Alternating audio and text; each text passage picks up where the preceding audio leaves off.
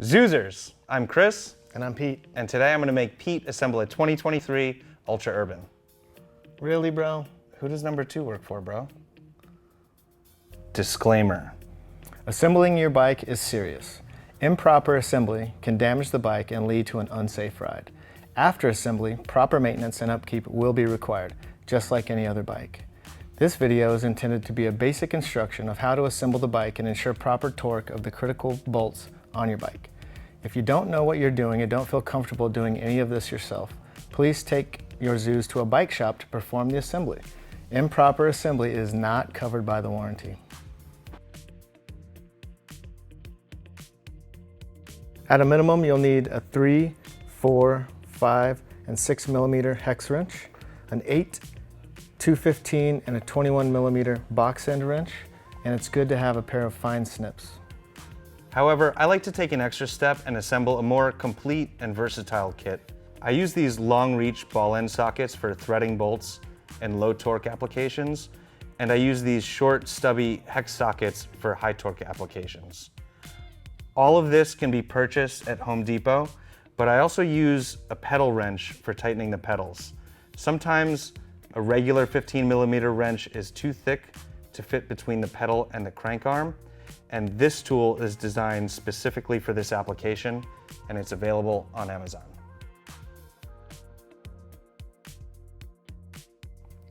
Open the box and remove the charger, pedals, and other items at the top of the box. Lift the bike out with 2 people and set the bike down on a soft surface and be sure that it's stable and won't fall over. The manual, battery stickers, and number plate will be at the bottom of the box. So this is actually a charger extension cable, and you don't really need it. It's just so that we can charge the bikes if they've been on the shelf for a while. For the record, these rubber things that go on the rear axle, totally unnecessary. Remove the protective wrapping very carefully. Scissors and knives can scratch paint, cut cables, or cause injury, so please be careful. Be gentle with the handlebars to prevent them from hitting the bike or tangling the cables. Damage to the bike during assembly is not covered by the warranty.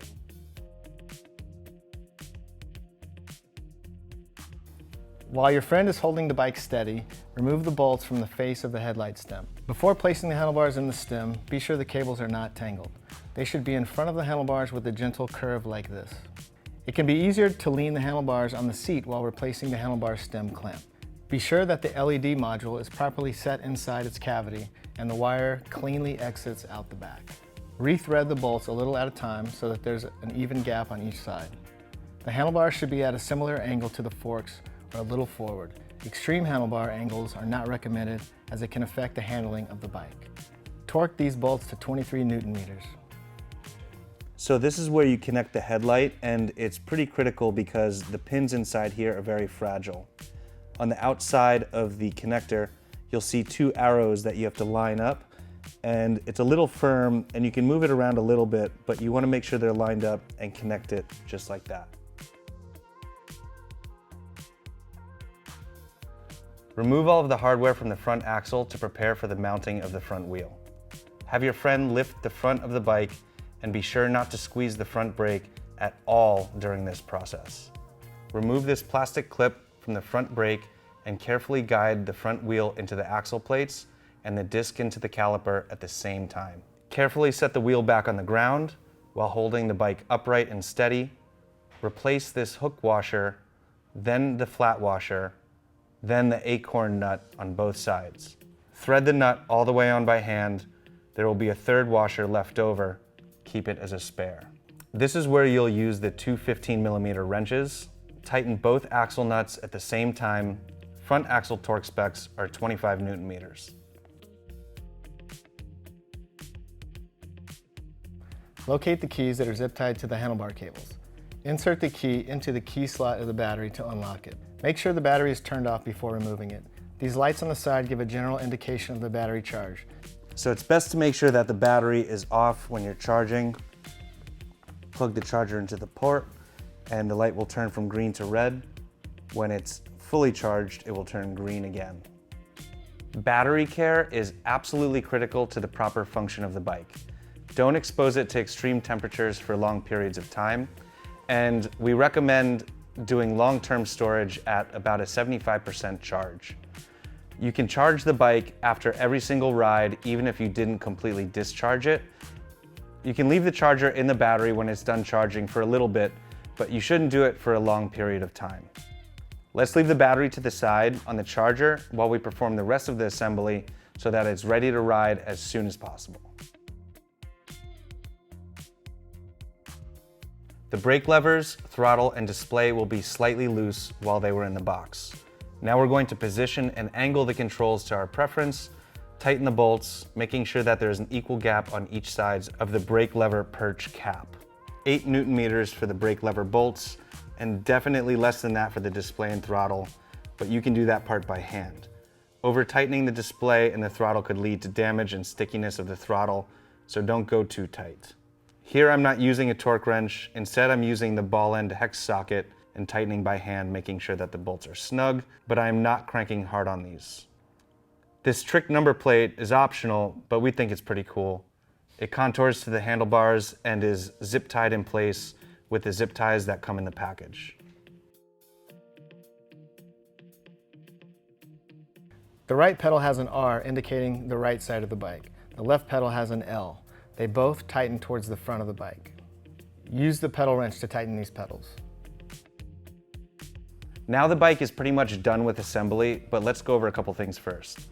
E-bikes see greater forces than regular bikes and need to be properly maintained to ensure a safe function.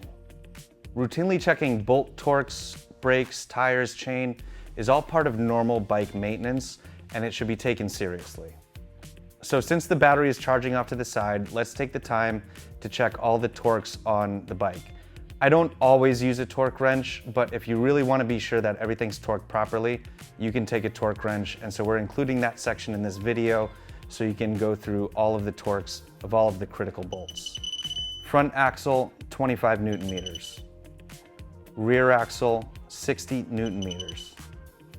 Stem bolts, 20 Newton meters. Crank arm bolts, and this is only on the 2023 model, 20 Newton meters. The final and crucial step is to make sure the battery is properly mounted and locked on the bike. If it is not, the battery can come off and cause damage to the bike and battery.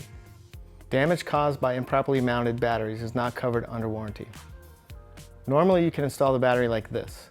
Make sure the battery is all the way back and there is no resistance while turning the key. However, I'm going to turn the bike over to give you a closer look at what's going on. The battery is held in with these clips and grooves in the mounting plate. This locking pin must be properly inserted into the hole for the battery to be locked. If the battery is not all the way in, you will feel resistance in the key when turning and you will see the battery moving. This indicates that the locking pin is not registered in the hole. Be sure that the battery is all the way on the mounting plate and then turn the key. Give the battery a tug to check that it's properly secured before taking a ride.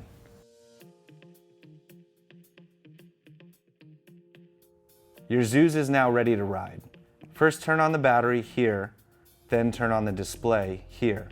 The bike is now live and it will go if you hit the throttle. By default, the bike is in pedal assist level 1, which you can see here. Use the left button under the screen to increase the pedal assist levels to increase speed and power delivery while pedaling. Pedal assist level 5 will take you up to 20 miles per hour. You can turn off the pedal assist by decreasing the setting to 0. You can turn on the headlight and tail light by holding this button here for 3 seconds. Headlight will come on, tail light will come on, and the tail light will get brighter when you hit the brakes.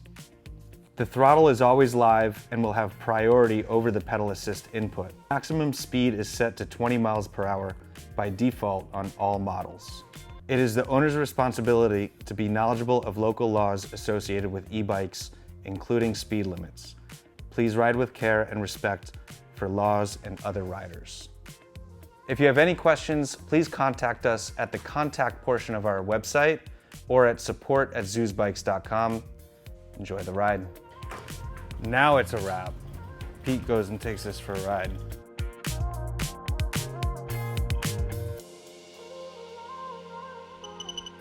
All right, that's good. Let's move on to the next one. That's plenty, that's 5. Right? That's like, Let's there's do magic. one more. Okay, what do you want to do? I heard that Julia Roberts and George Clooney had to do it 80 takes to do one kiss Really? recently. I think they just wanted to make out Of in front of course. everybody. Okay, you're definitely Julia Roberts though. She's hot.